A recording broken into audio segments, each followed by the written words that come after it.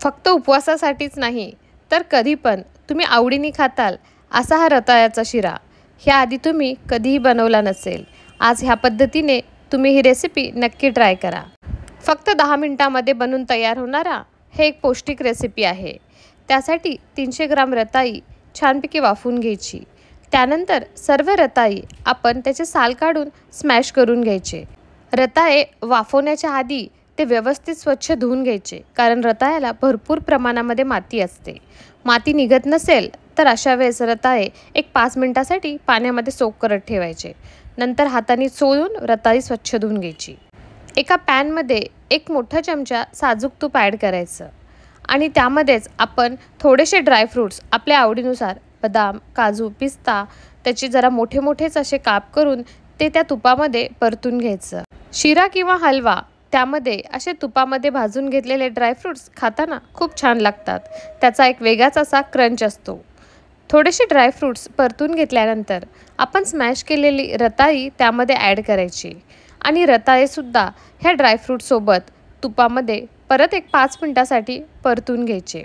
रताळे already वाफवलेले आहेत, त्यामुळे ते परतून घ्यायला जास्त वेळ लागणार नाही.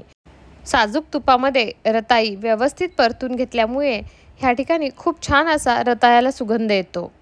एक 5 मिनटं व्यवस्थित हलवून घेतल्यानंतर त्याला वाफ काढून घेतल्यानंतर त्यामध्ये आपण आपल्या चवीनुसार साखर ॲड करायची. ह्या ठिकाणी आपण साखरेच्या ठिकाणी गूळ पावडरसुद्धा वापरू शकतो.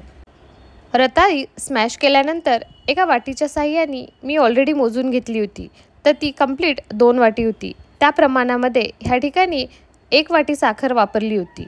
रताळ्यामध्ये ऑलरेडी त्याचा एक ओरिजिनल गोडवा पण असतो, त्यामुळे साखरेचं प्रमाण हे आपण कमी जास्त करून घ्यायचं. गूळ वापरत असताल तर ह्या ठिकाणी काळजी घ्यायची की आपण चिक्कीचा गूळ बिलकुलही वापरायचा नाही. साखर रताळ्यामध्ये व्यवस्थित मिक्स करेपर्यंत आणि मेल्ट होईपर्यंत त्याला परतून घ्यायचं आणि 2 मिनिटासाठी त्याची छानपैकी वाफ काढून घ्यायचं. फक्त उपवासासाठीच नाही, तर सकाळच्या नाश्त्यासाठी किंवा मुलांच्या डब्यासाठी सुद्धा आपण हा पदार्थ बनवू शकतो.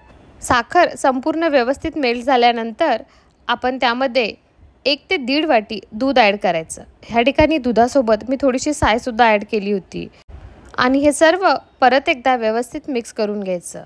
दूध व्यवस्थित रताळ्यामध्ये मिक्स होईपर्यंत आपण त्याला हलवत राहायचं.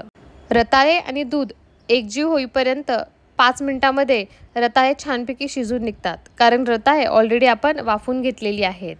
हे सर्व एकजीव झाल्यानंतर एकदम कमी गॅसवर फक्त 2 ते 3 मिनिटासाठी एकदा वाफ काढून घ्यायची आणि त्यामध्ये थोडीशी वेलची पूड ॲड करायची. वेलची पूडसुद्धा आपण छानपैकी शिऱ्यामध्ये मिक्स करून घेतल्यानंतर आपल्या आवडीनुसार वरतून आपण ड्रायफ्रूटचे काप ॲड करायचे. आणि सर्वात महत्त्वाचा, हे रताळ्याचा शिरा लवकर खराबही होत नाही. आपण फ्रीजमध्ये ह्याला 4 ते 5 दिवसापर्यंत स्टोअर करून ठेवू शकतो. ह्या ठिकाणी दुधाच्या ऐवजी जर तुम्ही पाण्याचा वापर केला तर आपण त्याला जास्तही दिवस स्टोअर करून ठेवू शकतो. तुम्ही बघू शकता टेक्स्चरसुद्धा आणि दिसायलासुद्धा एकदमच छान असा आपला रताळ्याचा शिरा बनून तयार आहे. तुम्ही हा उपवासाला नक्की ट्राय करा. थँक्यू.